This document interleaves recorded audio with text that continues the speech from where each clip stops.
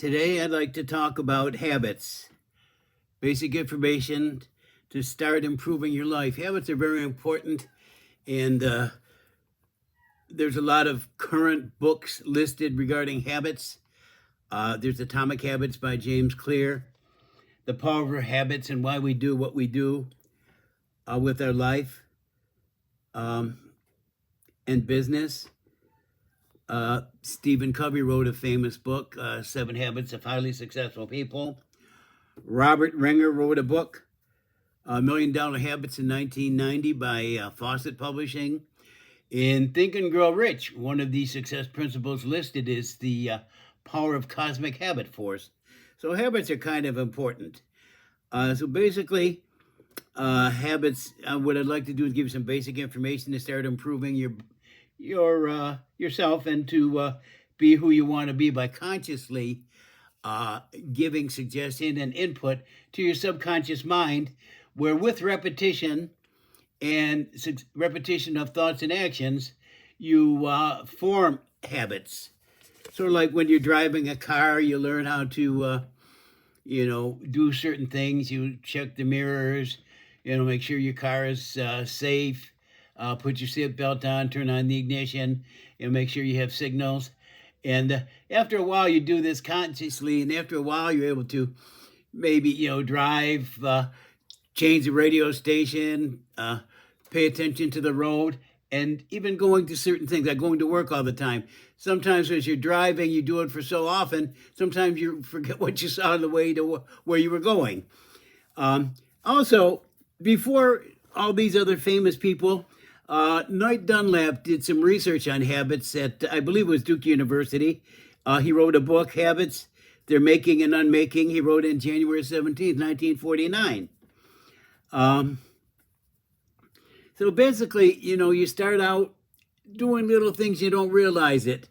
And part of it is based on pleasure principle, doing something to feel good, or to avoid something that's uncomfortable. And sometimes what those are would be like substance abuse, smoking, anger outbursts. You do those enough and they become a habit. It's sort of the basis of addiction. And, that's why with addiction therapies and things, they want you to sort of look at some of your behaviors, your thoughts, maybe where they came from, and try to get a different reward system for yourself. So Ernie Larson was a substance abuse counselor who's sadly since passed on. And he said a program is a written statement that contains a number of directed or focused, conscious little things done consistently that ultimately gives a new direction to your life. Other things you maybe think about an agenda, a blueprint, things you want to include, maybe look at your skills, your talents, and work on those things. Also, too, what anchors a habit. Again, that's where the reward system comes in. Tony Robbins talks about anchors, things you do to reinforce a behavior or an action. Emerson is credited with the quote, "Sow a thought, and you reap an action. Sow an action, and you reap a habit. Sow a habit, and you reap a character. Sow a character, and you reap a destiny."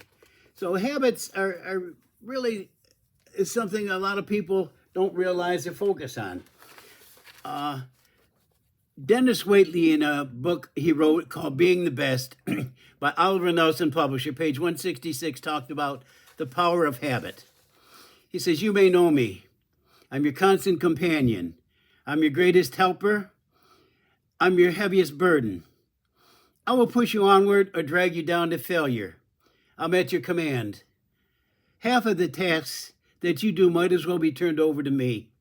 I'm able to do them quickly, and I'm able to do them the same every time, if that's what you want. I'm easily managed. All you have to do is be firm with me. I'm a servant. Show me exactly how you want it done. After a few minutes, I'll do it automatically." Well, actually, more than a few minutes. Repetition. They usually say it takes about 21 to 36 days to form a habit. "I'm the servant of all great men and women. and of course, servant of failures as well. I've made all the great individuals who have ever been great, but I work with all the precision of a marvelous, and the failures too, but I work with all the precision of a marvelous computer with its intelligence of a human being. You may run me for profit or you may run me for ruin. It makes no difference to me. Take me, be easy with me, and I'll destroy you. Be firm with me, and I'll put the world at your feet. Who am I? I'm habit. Another thing I used to read when I was going over information on habits with some clients of mine and patients is The Art of Revolution from the Art of Living Treasure Chest by Wilfred A. Peterson. Something to think about. The Art of Revolution. Revolution is a process of drastic change. Sometimes there's a need of a personal revolution within ourselves. In a personal revolution, you are your own enemy, and self-conquest is your goal. Personal revolution is a revolt against wrong, despondent, hopeless thinking. It's a bold offensive to change habits, thought patterns, actions, and establish a new way of life. It is an about-face. It is turning a corner, taking a new road, and moving in a new direction. It's breaking the bonds of slavery to the past so that you may walk in freedom. It's implementing creative and constructive thoughts in your mind to destroy the weeds of negative thinking.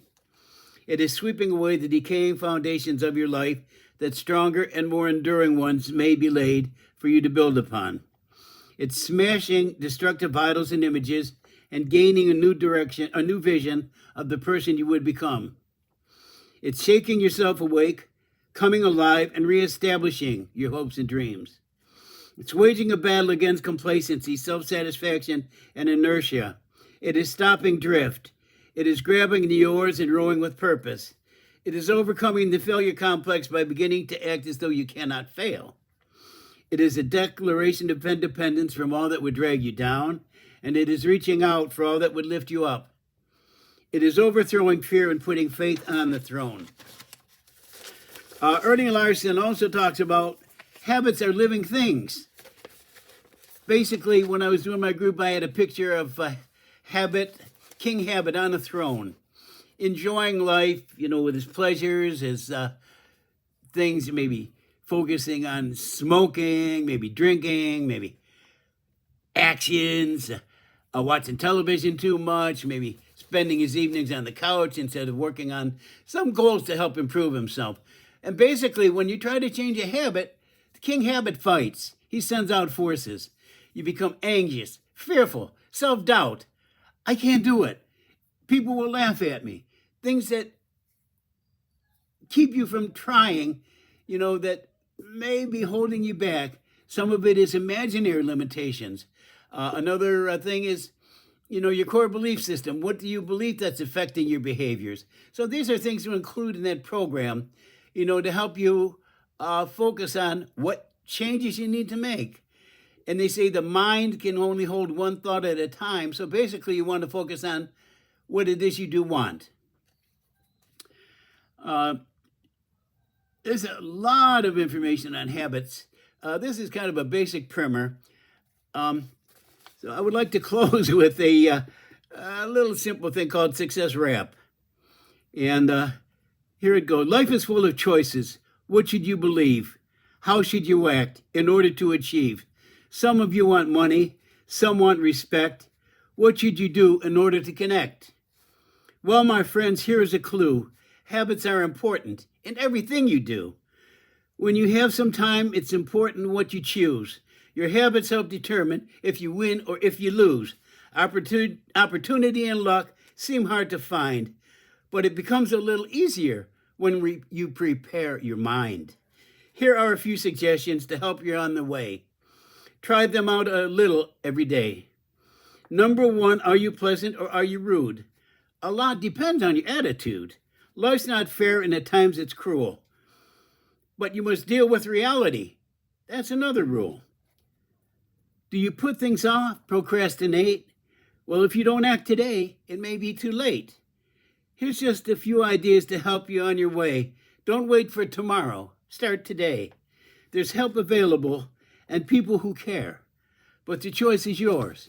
Do you dare? Thanks very much.